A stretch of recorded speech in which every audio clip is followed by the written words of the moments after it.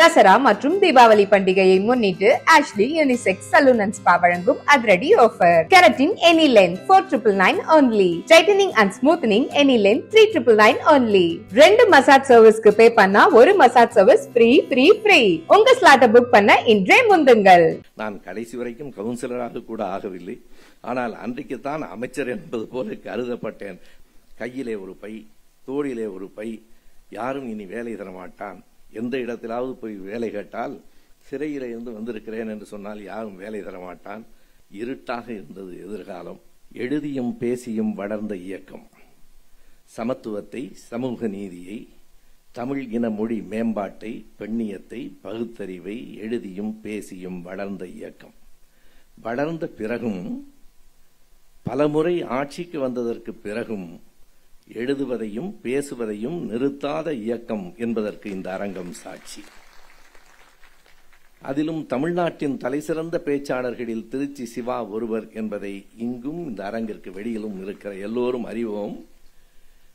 நான் அவருடைய பேச்சை சில நேரங்களில் தொலைவிலிருந்தும், சில நேரங்களில் மேடைக்கு எதிரிலிருந்தும், மிகச்சில நேரங்களில் மேடையில் அவருக்கு அருகிலிருந்தும் கேட்டிருக்கிறேன் என்பதை விட அவருடைய பேச்சை ரசித்திருக்கிறேன். அவருடைய பேச்சிலிருந்து பல செய்திகளை கற்றிருக்கிறேன். இவரை போல நம்மால் பேச முடியவில்லையே என்று வருத்தப்பட்டும் இருக்கிறேன். அவருடைய பேச்சு ஆற்றொழுக்கான நடை, அடுக்கடுக்கான எடுத்துக்காட்டுகள், அழுத்தம் திருத்தமான வாதங்கள். சுருக்கமாக சொன்னால் சிவாவின் பேச்சு ஒரு நதியின் ஓட்டம், சில நேரங்களில் புயலின் சீற்றம். இரண்டையும் அவருடைய பேச்சில் நான் பார்த்திருக்கிறேன். நதியின் ஓட்டமாகவும் இருக்கும், புயலின் சீற்றமாகவும் இருக்கும். அவருடைய இன்றைக்கு இந்த வெளியிடப்படுகிற நூல்கள் அவர் வெறும் பேச்சாளர் மட்டுமில்லை, எழுத்தாளர் என்பதையும் காட்டுகிறது. அதுவும் ஒரே பிரசவத்தில் 5 குழந்தைகள். ஒன்றாய் பிறந்தவர்கள் ஒரே மாதிரியாக இருப்பார்கள் என்று சொல்லுவார்கள். ஆனால் இந்த 5 நூல்களும் 5 மாதிரியாக இருக்கின்றன. ஒன்று நேர்காணல், ஒன்று அவருடைய மேடை பேச்சு, இன்னொன்று எதிர்பாராத திருப்பம் என்கிற சிறை வாழ்வு, இன்னொன்று உங்களில் பலருக்கும் வந்திருக்கக்கூடும் குட் மார்னிங் என்று காலையிலே வருகிற காட்சியும் கருத்தும். இன்றைக்கு காலையிலே கூட வந்திருக்கிற இந்த உலகத்திலேயே புத்தகங்களை விட பெரிய சொத்து எதுவும் இல்லை என்று அதற்கு ஆங்கில மொழிபெயர்ப்பும் அதற்கு ஒரு படமுமாக தினமும் அவர் அனுப்பி கொண்டிருக்கிற அந்த செய்திகளின் தொகுப்பு என்று 5 நூல்களை அவர் வெளியிட்டிருக்கிறார். இந்த 5 நூல்களிலிருந்தும் எல்லாவற்றையும் எடுத்து சொல்லுவதற்கு நேரமில்லை. எனக்கு அவரிடத்திலே ஒரு அனுபவம் இருந்தது. அதிலே ஒரு புத்தகத்திற்கு நான் அணிந்துரை எழுதியிருக்கிறேன். சில நாள்களுக்கு முன்னால் சிவா எனக்கு தொலைபேசி அந்த அணிந்துரையை மறுபடி ஒரு முறை அனுப்ப முடியுமா என்று கேட்டார். அதை அனுப்பி 6 மாதம் ஆயிற்று. மறுபடியும் அனுப்புவது என்றால் தேடி பார்த்தேன், கிடைக்கவில்லை. நான் மிகவும் கவனமாக சொன்னேன், கிடைக்கவில்லை, பாருங்கள் உங்கள் புத்தகத்தில் என்னுடைய அணிந்துரை இடம்பெறுகிற வாய்ப்பு இல்லாமல் போய்விட்டது என்றேன். அவர் சொன்னார், அப்படி இல்லை, மறுபடியும் எழுதி கொடுத்து விட மாட்டீர்களா என்ன என்றார். மறுபடியும் 300 பக்கத்தை படித்து என்னால் எழுதி கொடுக்க உடனே முடியாது, ஆனால் அதுவும் கிடைத்து விட்டது என்று அவர் சொன்னார். சிவா யார் என்பதற்கும், எப்படி இந்த இயக்கத்திற்குள் வந்தார், உணர்ச்சி பொங்குகிற ஓர் இளைஞராக எப்படி உள்ளே நுழைந்தார், இன்று வரையில் அந்த உணர்ச்சி குன்றாமல் திராவிட இயக்கத்தில் எப்படி பணியாற்றுகிறார் என்பதற்கெல்லாம் எங்கே இருக்கிறது தொடக்கம் என்பதை இந்த புத்தகம் சொல்லும். அவர் சிறு வயதிலேயே அப்பாவை இழந்தவர், அம்மாவால் வளர்க்கப்பட்டவர். எப்படிப்பட்ட அம்மா என்பதை இந்த புத்தகம் சொல்லும். அவர் சிறுவனாக இருக்கிற போது ஒரு தேர்தல் நடைபெறுகிறது. அந்த தேர்தலில் திமுகவை சேர்ந்தவர் வெற்றி வாய்ப்பை இழக்கிறார், இன்னொருவர் வெற்றி பெறுகிறார். வெற்றி பெற்றவர்கள் வீடு வீடாக வந்து லட்டு கொடுக்கிறார்கள். சிவா எழுதுவார், அந்த காலத்திலே எல்லாம் லட்டு அத்தனை எளிதாக கிடைத்து விடாத இனிப்பு. ஆனாலும் நான் வீட்டிற்கு கொண்டு வந்துதான் எதையும் உண்பது பழக்கம். எனவே வீட்டிற்கு எடுத்து வருகிற போது என் அம்மா கேட்கிறார், இது என்ன, இது லட்டு. யார் கொடுத்தார்கள்? இந்த தேர்தலில் வெற்றி பெற்றவர்கள் கொடுத்தார்கள். யார் வெற்றி பெற்றார்கள், யார் தோல்வி அடைந்தார்கள்? நாகசுந்தரம் தோல்வி அடைந்தார். அவர் நம் கட்சியை சார்ந்தவர். வெற்றி பெற்றவர் கொடுத்தார். சிவாவின் அம்மா சொல்லுகிறார், அண்ணாவின் கட்சிக்காரர் தோற்று போயிருக்கிறார், கலைஞரின் கட்சிக்காரர் தோற்று போயிருக்கிறார். அந்த தோல்வியை அவர்கள் கொண்டாடட்டும், நீ அந்த இனிப்பை உண்ணக்கூடாது. ஒன்று லட்டை அவர்களிடத்திலேயே திருப்பி கொடுத்து விடு, அல்லது வேறு யாருக்காவது கொடுத்து விடு. நம் கட்சிக்காரர் தோற்ற நாளில் நாம் இனிப்பை எடுத்துக்கொள்ளக் கூடாது என்று சொன்ன தாய் வளர்த்த பிள்ளைதான் திருச்சி சிவா. அதிலிருந்துதான் அவருடைய அந்த உணர்வுகள் வாழ்க்கை தொடங்குகிறது. சிறையில் இருக்கிற போதும் அவர் கல்லூரியிலே மாணவராக இருக்கிற காலத்திலே மிசாவிலே கைது செய்யப்பட்டவர். அப்படி அவர் காவல் நிலையத்திலே வைத்திருக்கிற போது அம்மா வந்து பார்க்கிறார். எப்போது வருவாய், எப்போது விடுதலை செய்வார்கள், என்ன நீ படிக்கிறேன் என்றாய், IAS-க்கு போகிறேன் என்றாய், இப்படி கடைசியாக சிறையிலே வந்து உட்கார்ந்திருக்கிறாயே என்று கேட்கிற நேரத்தில் சிவா சொல்லுகிறார், எப்போது வருவேன் என்று தெரியாது, நாளைக்கே வரலாம் அல்லது ஓராண்டும் ஆகலாம், ஓராண்டு கூட ஆகலாம் என்கிற போது அந்த அம்மா உடைந்து அழுகிறார்.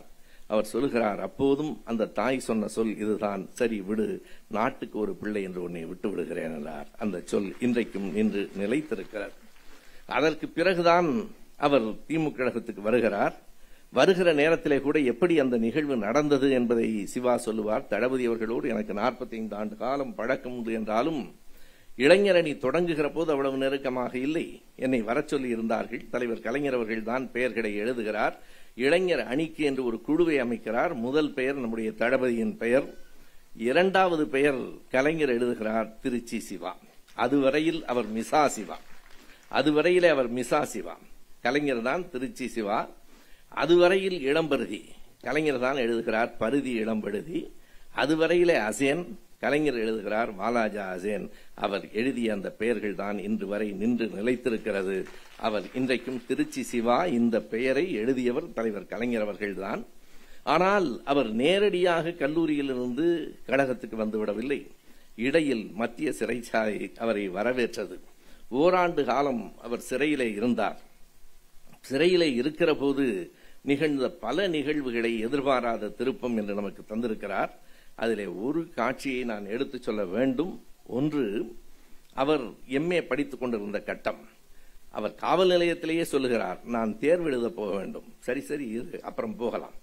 இல்லை, எப்போது விடுவீர்கள்? போகலாம், மேலே இருந்து தில்லியிலே இருந்து உத்தரவு வர வேண்டும். அது மிசா என்றால் என்ன, அது எப்படி இருக்கும் என்று தெரியாத காலகட்டம். எனவே காத்திருக்கிற நேரத்தில் அவரை சிறைக்கு அனுப்பிவிடுகிறார்கள். சிறைக்கு போன 2வது மாதத்திலே MA தேர்வு வருகிறது. தேர்வுக்கு போக வேண்டும் என்றால் அனுமதி கிடைக்கிறது. எப்படி அழைத்து போகிறார்கள் என்பதுதான் மிக முக்கியமானது. அவரை காவல்துறையினர் கையிலே விலங்கிட்டு அழைக்கிறார்கள். கையிலே விலங்கிட்டு அழைத்து செல்லுகிற போது அருகிலே இருக்கிற மலர் மன்னனும் செல்வராஜும் சொல்லுகிறார்கள், அவன் இளைஞன், தேர்வு எழுதப் போகிறான், தேர்வு எழுதப் போகிறவனுக்கு கையிலே விலங்கிட்டால் எப்படி என்று கேட்டதற்கு பிறகு விலங்கை அகற்றி கல்லூரிக்கு அழைத்து போகிறார்கள். எந்த கல்லூரியிலே மரத்தடியிலே நின்று மாணவர்களோடு நண்பர்களோடு பேசினாரோ, எந்த கல்லூரியிலே சுதந்திரமாக நடந்து திணிந்தாரோ அந்த கல்லூரியில் ஒரு வேனில் கொண்டு வந்து இறக்குகிறார்கள். கல்லூரியிலே மாணவர்களையே காணவில்லை. எல்லோருக்கும் விடுமுறையா, தனக்கு மட்டும் தேர்வா என்றும் அவருக்கு புரியவில்லை. சற்று நேரத்திலே தெரிகிறது, மரத்துக்கு பின்னாலிருந்து மாணவர்கள் எட்டி பார்க்கிறார்கள். ஓ, சிறைக்கு போன சிவா தேர்வு எழுத வந்திருக்கிறார் என்று. அது ஒரு காட்சியாக அவர்கள் கண்களிலே படுகிறது. தேர்வு எழுத போகிற நேரத்தில் முதல்வரை போய் பார்க்கிறார். முதல்வர், என்னப்பா நல்லா இருக்கியா என்ற ஒரு சொல்லோடு, உனக்கு அடுத்த அறையில் தேர்வு எழுதுவதற்கு ஏற்பாடு செய்திருக்கிறோம் என்கிறார். ஓ, எல்லோரோடும் சேர்ந்து அல்ல, அடுத்த அறையில் தேர்வு என்ற உடனே அங்கே போய் பார்த்தால் நிலைமை எப்படி இருக்கிறது என்றால், யாரும் இல்லை, இவர் மட்டும் எழுதுகிறார். முன்னே 3 காவலர்கள், பின்னே 3 காவலர்கள் துப்பாக்கியோடு. யாருக்காவது தேர்வு எழுத வருமா? 6 காவலர்கள் சுற்றி நின்று கொண்டு தேர்வு எழுதுங்கள் என்று சொன்னால் ஒரு அரை மணி நேரத்தில் அந்த பேனாவை மூடி வைத்துவிட்டு சிவா புறப்படுகிறார். ஏன் தேர்வு எழுதவில்லையா? இது தேர்வு எழுதுகிற சூழல் இல்லை, நான் பிறகு எழுதிக் கொள்கிறேன் என்று திரும்புகிறார். எனக்கும் கூட அப்படி ஒரு அனுபவம் உண்டு. நான் பொடாவிலே 1.5 ஆண்டு காலம் சிறையிலே இருந்தபோது ஒரு முறை கடுமையான பல் வலி வந்தது. என்னை அரசு மருத்துவமனைக்கு அனுப்பினார்கள். முன்னே 2-3 காவலர்கள், பின்னே 2-3 காவலர்கள் துப்பாக்கியோடு என்னை அரசு மருத்துவமனைக்குள் அழைத்து செல்லுகிற போது, அப்போது என்னை யார் என்றும் மக்களுக்கு தெரியாது. என்ன கருதினார்கள் என்றால், யாரோ ஒரு அமைச்சர் வருகிறார் போல இருக்கிறது என்று. இத்தனை போலீஸ் பாதுகாப்போடு வருகிறார் என்று நான் கடைசி வரைக்கும் கவுன்சிலராக கூட ஆகவில்லை. ஆனால் அன்றைக்குத்தான் அமைச்சர் என்பது போல கருதப்பட்டேன். நான் பல்வழியிலே நடந்து கொண்டிருக்கிறேன். எனவே இப்படிப்பட்ட அனுபவங்களோடும் ஓராண்டு காலம் சிறையிலே இருந்துவிட்டு சிவா அவர்கள் வெளியிலே வருகிற நேரத்தில் யாரும் வரவேற்பதற்கு இல்லை. அம்மா சொல்லிவிட்டு போகிறார், நீ ஆண்டாள் தெருவுக்கு வர வேண்டாம், ஊருக்கு வந்துவிடு. ஊருக்கு போவது என்ன செய்வது, அடுத்து என்ன? கண்ணை கட்டி காட்டில் விட்டது போல இருந்தது. கையிலே ஒரு பை, தோளிலே ஒரு பை. யாரும் இனி வேலை தர மாட்டான். எந்த இடத்திலாவது போய் வேலை கேட்டால், சிறையிலே இருந்து வந்திருக்கிறேன் என்று சொன்னால் யாரும் வேலை தர மாட்டான். என்ன செய்வது, எதிர்காலம் எப்படி இருக்கும்? நெல்லை ஜெயந்தா அது தொகுப்புரை அல்ல, அதுவே ஒரு பெரிய சிறப்புரையாக இருக்கிறது. அவர் சொன்னது போல அவருக்கு அன்றைக்கு இருட்டாக இருந்தது எதிர்காலம். அந்த 2 பைகளையும் தூக்கி கொண்டு சிவா நடக்கிறார். எங்கே போவது என்கிற புரிதல் இல்லை, அடுத்து என்ன ஆகும் என்கிற தெளிவு இல்லை. நடந்து போகிறார். போகிற போது அவர் முடிவுக்கு வருகிறார், இனி கல்லூரியோ வேலையோ இல்லை, கழகம்தான் தன் வாழ்க்கை என்று முடிவெடுத்துக் கொண்டு அன்றைக்கு சிவா நடந்தார். அவர் நடந்த பாதையில் அறிவாலயம் வந்தது. அவர் நடந்த பாதையில் அவருக்கு மேடைகளும் மாலைகளும் வந்தன. அவர் நடந்த பாதையில் அவருக்கு விருதுகளும் பாராட்டுகளும் வந்தன. அவர் நடந்த பாதையில் இந்திய நாடாளுமன்றமும் வந்தது.